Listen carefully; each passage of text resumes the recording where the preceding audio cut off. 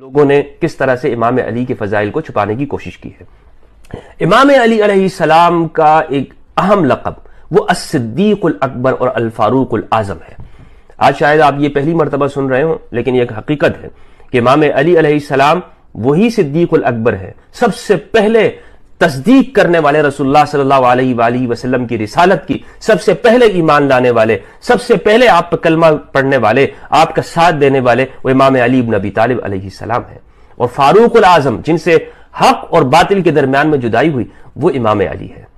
صدیق اور بھی ہوں گے، فاروق اور بھی ہوں گے، لیکن الصدیق الاکبر الفاروق الاعظم وہ ایک ہی ہیں، اور وہ امام علی علیہ السلام ہے۔ امام ابن ماجہ نے سنن ابن ماجہ کے اندر حدیث نمبر 120 روایت کی، فرماتے ہیں عباد ابن عبداللہ کہتے ہیں کہ علی ابن ابی طالب علیہم السلام نے فرمایا انا عبداللہ، میں اللہ کا بندہ ہوں، وہ اخو رسول ہی، اور رسول اللہ صلی اللہ علیہ وآلہ وسلم کا بھائی ہوں، وَأَنَا الصِّدِّيقُ۔ بسم اللہ الرحمن الرحیم، بسم اللہ وحدہ والصلاة والسلام علی رسول اللہ، اما بعد۔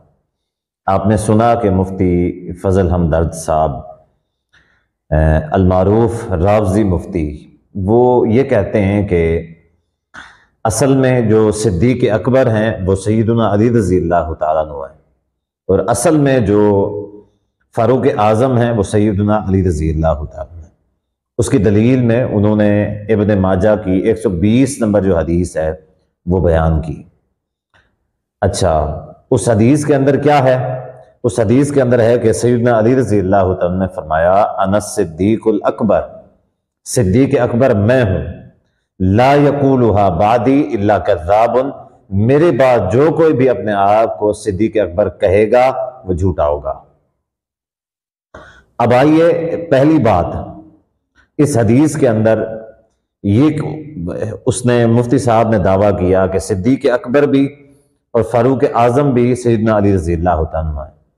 اس حدیث کے اندر صدیق اکبر تو مل گیا لیکن فاروق اعظم نہیں ملا۔ دعوے دونوں کیے ہیں، لیکن صدیق اکبر تو چلے مل گیا، فاروق اعظم نہیں ملا۔ تو پہلی بات جو مفتی صاحب کی جھوٹی ثابت ہوئی، تو فاروق اعظم کی ان کے پاس کوئی دلیل نہیں ہے اور وہ اس کی کوئی دلیل نہیں دے سکے۔ اب آئیے صدیق اکبر پر جو انہوں نے دلیل دی ہے اس کی حقیقت کیا ہے۔ میں اس پر زیادہ کوئی تبصرہ کرنے کی کوشش نہیں کروں گا، بلکہ صرف اور صرف اتنا کہوں گا کہ واضح طور پہ یہ الفاظ جو ہیں یہ جھوٹے معلوم ہوتے ہیں۔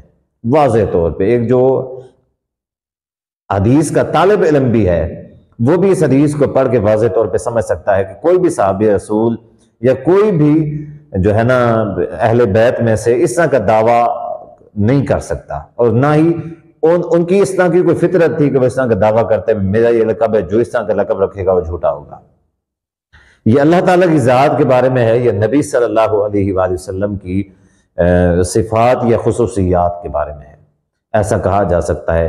اس کے علاوہ کسی کے بارے میں اس طرح نہیں کہا جا سکتا۔ بہرحال یہ سب سے مشہور جو اپلیکیشن ہے راوزیوں کی یا ایسے لوگ جو بغض صحابہ رکھنے والے ہیں، وہ لوگ اس اپلیکیشن کو بڑا پروموٹ کرتے ہیں۔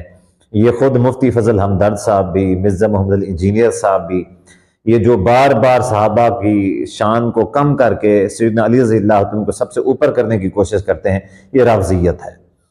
اچھا، اس کے لیے پھر کیا کرتے ہیں؟ کوشش کرتے ہیں کہ صحیح حدیث نہیں مل رہی، ضعیف، کیونکہ اب سیدنا صدیق اکبر رضی اللہ عنہ، سیدنا ابوبکر صدیق رضی اللہ عنہ جو ہیں، ان سے تو کسی کے فضائل بڑھ کے نہیں ہیں، ٹھیک ہے؟ سب سے اعلیٰ عہدہ صحابہ کے اندر، اس امت کے اندر انبیاء کے بعد جس کا ہے وہ سیدنا ابوبکر صدیق رضی اللہ عنہ۔ صاحب ظاہر ہے پھر ان سے بڑھانے کے لیے سیدنا علی رضی اللہ عنہ کو جھوٹی حدیثوں کا سہارا لینا پڑتا ہے۔ اور یہ جو حدیث سنن ابن ماجہ کی 120 نمبر حدیث ہے، یہ وہی اپلیکیشن اسلام 360 جو ہمیشہ راوزیت والے یا بغض صحابہ والے اس اپلیکیشن کو ہمیشہ یعنی پروموٹ کرتے ہیں، اس کی ترویج و اشاعت کرتے ہیں، اسی اپلیکیشن کے اندر اس حدیث کو ضعیف بتایا گیا ہے۔ اب خود اندازہ لگائیں کہ یہ حدیث انہی کے نزدیک، انہی کے اپلیکیشن کے مطابق یہ حدیث ضعیف ہے۔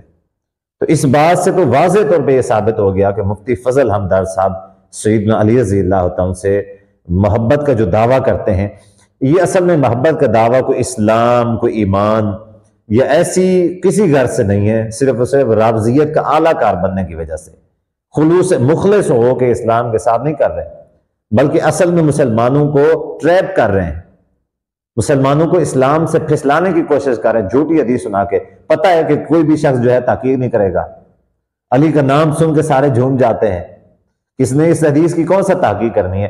تو بھائی مفتی صاحب ہم نے آپ کی حقیقت لوگوں کے سامنے واضح کر دی ہے کہ جو بھی تحقیق کرنا چاہتا ہے وہ اسلام 360 اپلیکیشن کو کھولے، سنن ابن ماجہ سرچ کرے حدیث نمبر 120 اور اپنی آنکھوں سے جا کے دیکھ لے۔ آپ اپنی سکرین پہ یہاں دیکھ سکتے ہیں، اپنی آنکھوں سے جا کے دیکھ لیں کیا یہ حدیث صحیح ہے یا پھر ضعیف ہے، جبکہ اس اپلیکیشن کے اندر اس حدیث کو ضعیف بتایا گیا ہے۔